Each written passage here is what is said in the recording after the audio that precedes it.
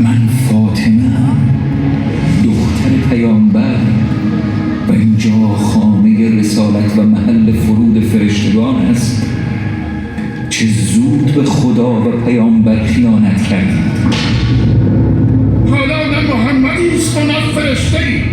علی هم مثل همه یا بیرون میآید یا خانه را با اهلش به آتش میکشند. چه میگویی؟ فاطمه پشت در است، باردار است، حسنین در خانه اند. هیزم بیاورید، دستور آتش است. خانه را با اهلش با آتش میکشند. मशहद मुक़द्दस में فاطمه پشت در प्रोग्राम हो रहा है। जनाब ज़हरा सलामुल्लाह अलैहा के घर के ऊपर जो हजूम किया गया है। अल्लाह अकबर, अल्लाह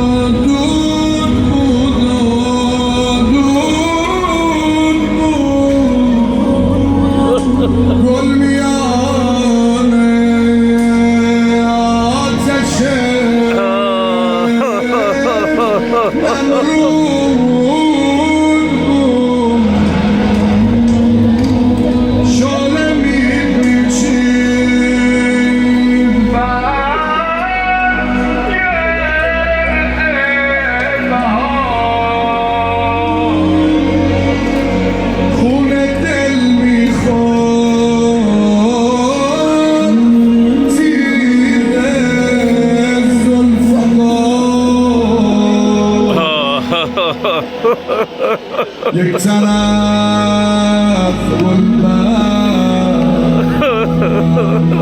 اما بی سپر، یک طرف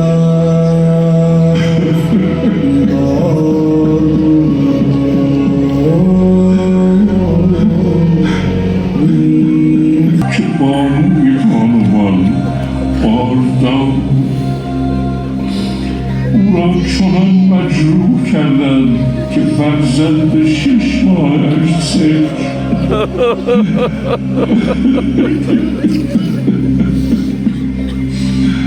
همون فرزندی که پیامبر او را محسن نامیده بود. حتی شنیدنش دل سنگ را آب می‌کند.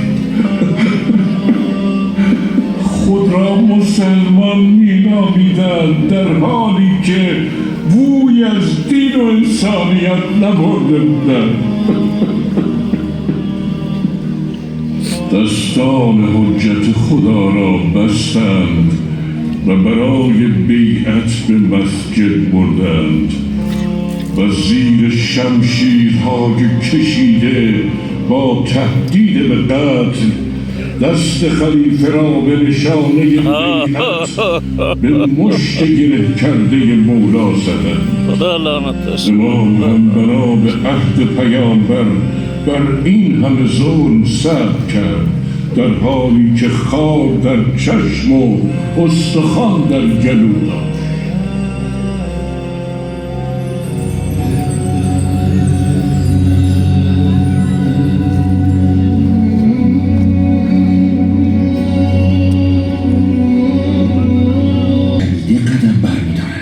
این ننگیست که تا ابد بر پیشانی ما میماند که از او دفاع نکردیم. هم خلافت را از شوهرش گرفتند، هم به خانه‌اش حمله کردند، هم فرزندش را کشتند و هم تمام دارایی و ارثش را غصب کردند. با این وضع و حال آمده چه بگویم؟ لابد حرف مهمی دارد، وگرنه بعد آن واقعه هولناک با این همه آزردگی و جراحت به مسجد نمی‌آمد. آه، چه ناله جانسوزی!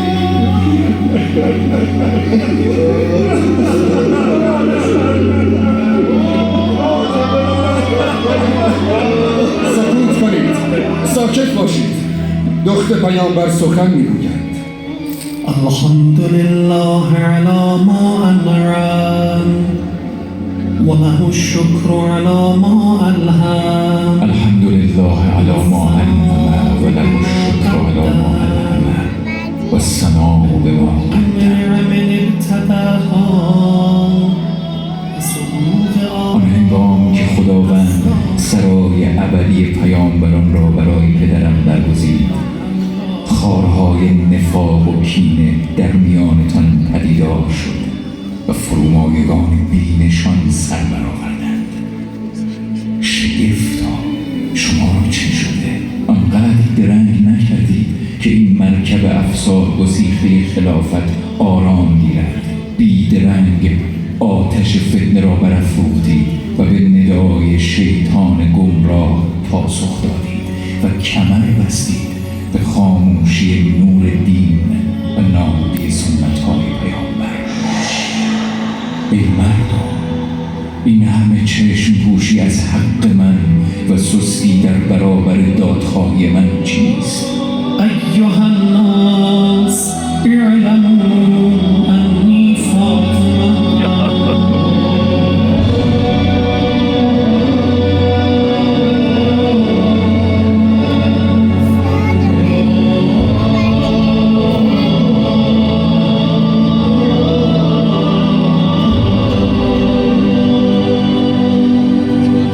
ای مردم، بدانید منم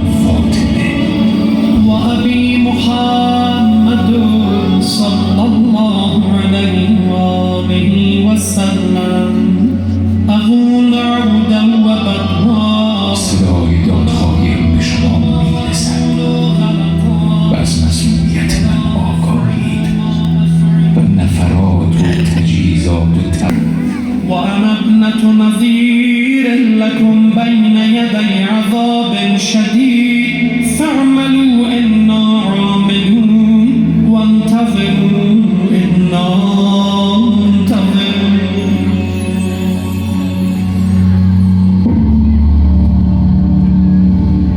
حالا که به مقصود رسیدیم باید کارهایمان را لاپوشانی کنیم، مخصوصا حمله به خانه فاطمه و قصد فدک.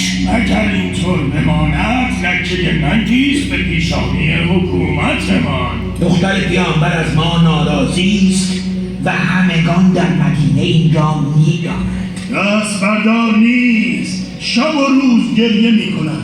سر مزار پدرش در بیت الاحزان بقیع، سر مزار شهدای احد، هر کجا می رسد بر طبل رسوایی ما می کوبد. فاطمه با آن بلایی که سرش آوردیم دیگر ماندنی نیست. تا دیر نشده به عیادتش برویم تا مردم خیال کنند با ما مشکلی ندارد. دلت خوش است، اصلا اجازه نمیدهد پایمان را به خانه‌اش بگذاریم. به علی میگوییم اگر اجازه نداد به همه خواهیم گفت علی مانع عیادت ما از دختر پیامبر شد. برویم.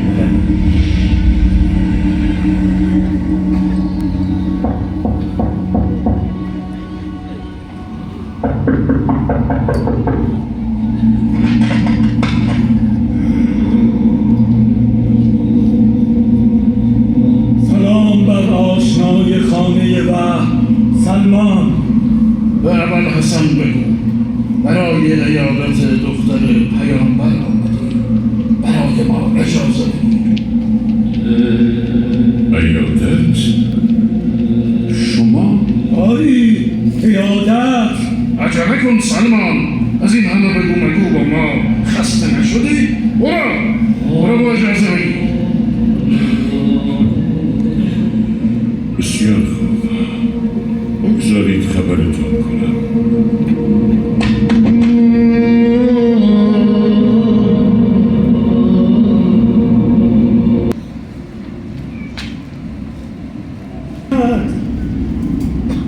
سلام بر فاطمه.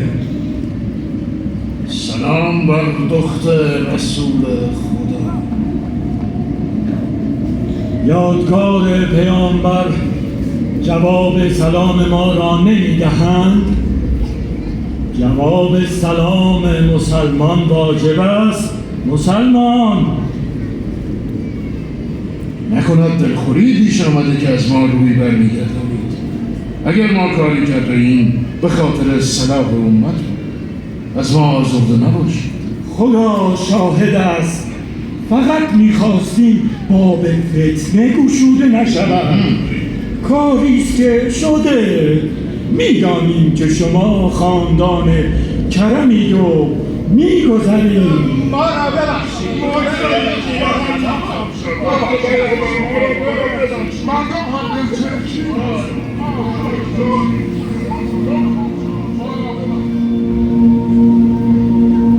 شما را به خدا، آیا از رسول خدا نشنیدید که می‌فرمود فاطمه پاره تن من است؟ هر که او را بیازارد مرا آزرده و هر که مرا بیازارد خدا را آزرده است. آری شهادت می‌دهم این سخن پیامبر است. بله، به گوش خود بارها شنیدیم. این سخن را از پیامبر شنیدیم.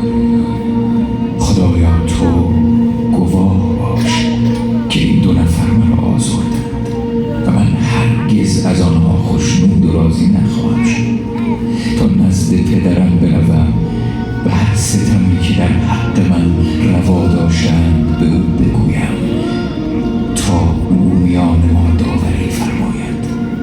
از نزد من بیرون روید. خدا قسم پس از هر نماز شما دو نفر را نفرین میکنم.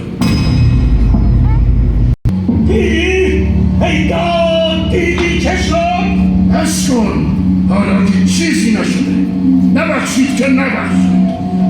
اهمیتی ندارد. احمق، تو نمیفهمی؟ ندیدی چه اعترافی از ما گرفت؟ تشت رسوای ما از پام افتاد. بس است دیگر مردک، حرفش را هم نزن تا این بی‌آبرویی عالمگیر نشود.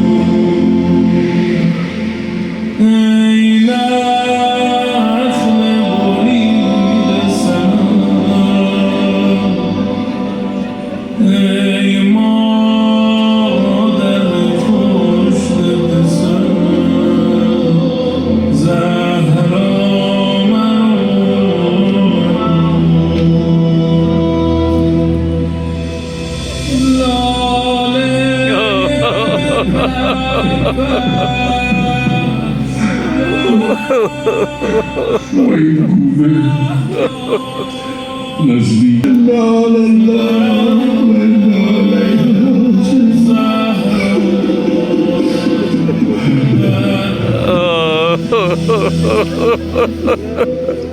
یا زهرا، یا زهرا.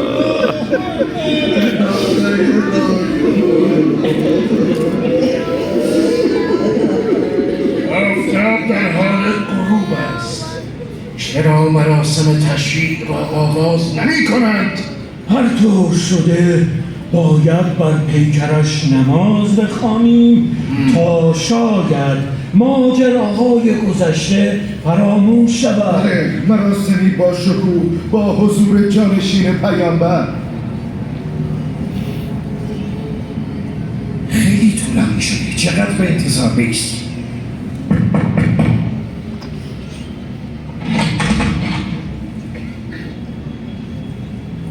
سلمان، ماجرا چیست؟ چرا پیکر دخت پیامبر را بیرون نمی آورید تا خلیفه بر او نماز بگذارد؟ می‌خواهیم او را با احترام به سوی منزل ابدیش مشایعت کنیم. فرزندان بانوی دو عالم بی‌تاب هستند. می‌خواهند ساعتی بیشتر با مادر ودا کنند. بازگردید که تشریع به تأخیر افتاده. بازگردید. به علی بگو مبادا در نماز میت بر ما پیشی بگیرد. سلمان، به صلاح همه ماست. آن ماجراها که میدانیم هم فیصله می‌یابد. متوجه هستی که پیامتان را میرسانم. بروید.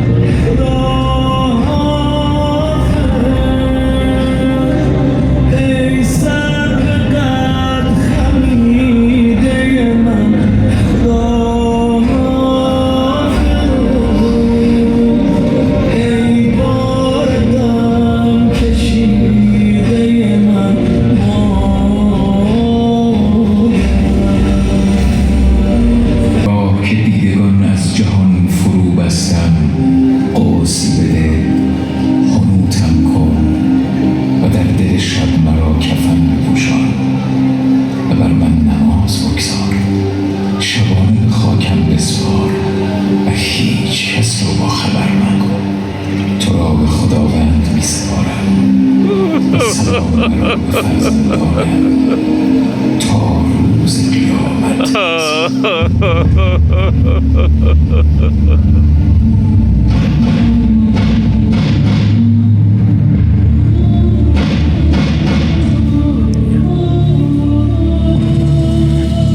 یا علی، رحمت همسرت تسلیت و تعزیت باد. همگان شاهدند که ما نیز سوگواریم بر این مصیبت. یا علی، آمده این که از فیض نماز بر دختر پیامبر بی بهره نمانیم. برای همین با این جماعت سوگوار نزد تو آمده. صحیح نیست تأخیر در تشریع. حکم اسلام است، میدانی کلی. سلمان، چه خبر؟ مراسم را شروع کنید. نگاهت معنادار است. چه شده؟ دیشب دختر رسول خدا مخفیانه به خاک سپرده شد. چه؟ دیشب مخفیانه؟ آی پسرم طالب، چه کردی؟ آی، چه میکنی؟ لعنت خدا بر شما باد. شبانه دفنش کردی و نگذاشتی ما حاضر باشیم؟ گفته بودیم کسی جز ما بر او نماز نگذارد. ما طبق وصیت فاطمه عمل کردیم. از شما ناراضی بود، نمیخواست بر پیکر او حاضر شوید. فاطمه با این وصیت میخواهی مایه رسوایی ما شوی. من نمیگذارم.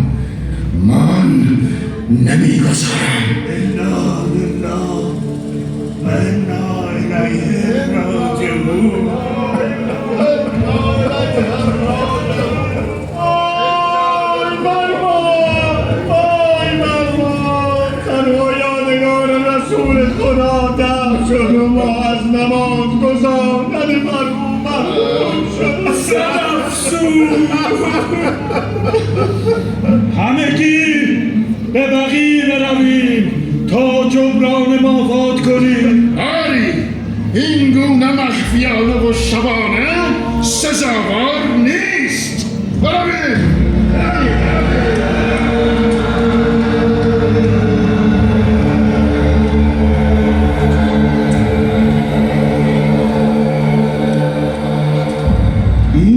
قبر تازه؟ مگر دیشب چند نفر دفن شدن؟ چه قبر تازه؟ کدام قبر فاطمه است؟ سلمان، کدام قبر فاطمه است؟ کجاست؟ چرا حرف نمیزنی؟ تو با علی بودی و میدانی. حرف بزن. میدانیم که اینها همه تدبیر علیست.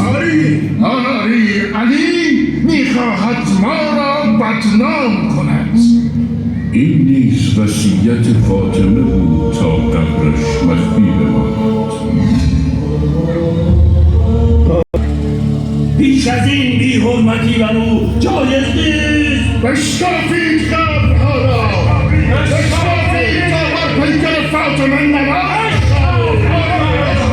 یک به یک می شکافیم این قبرها را تا او را پیدا کنیم. درنگ نکنه.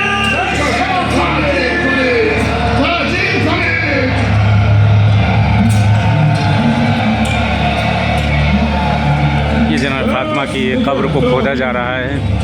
ये मौला का वसीयत के मुताबिक 40 कब्रें बनाई गई थी और यहाँ पर जनाब सलमान है। ये जनाब सलमान خشمگین به سوی ما میآید. لباس زردی که نشان جنگ و قتال است मौला अली ने शमशीर को निकाल लिया था و گویا دست پیکار دارد. लिबास जंग का पहन के आ गए थे कहा किसकी मजाल है जो फातिमा की कब्र ای بیریش متبار، اگر از حق خویش چشم پوشیدم و صبر کردم بنا به وصیت پیامبر خدا، اما در مورد قبر فاطمه به خدایی که جان علی در دست اوست، اگر تو و یارانت بخواهید آن را نبش کنید زمین را از خونتان سیراب می‌کنم. حالا میفهمم چرا از زیارت مزار دختر پیامبر محرومی. حضرت زهرا میخواست این سوال در طول تاریخ بماند که چرا قبر دختر پیامبر خدا پنهان مانده است و غاصبان از همین پرسش در بیم و هراسند. حالا فهمیدم چرا برادرم را به خاطر این پرسش کشتند. پرسشی که سند مظلومیت حضرت فاطمه و عدم رضایتش از غاصبان خلافت امیر مؤمنان تا روز قیامت است. یعنی قرار است تا روز قیامت حق همینطور پنهان و مظلوم باشد؟ نه تا قیامت.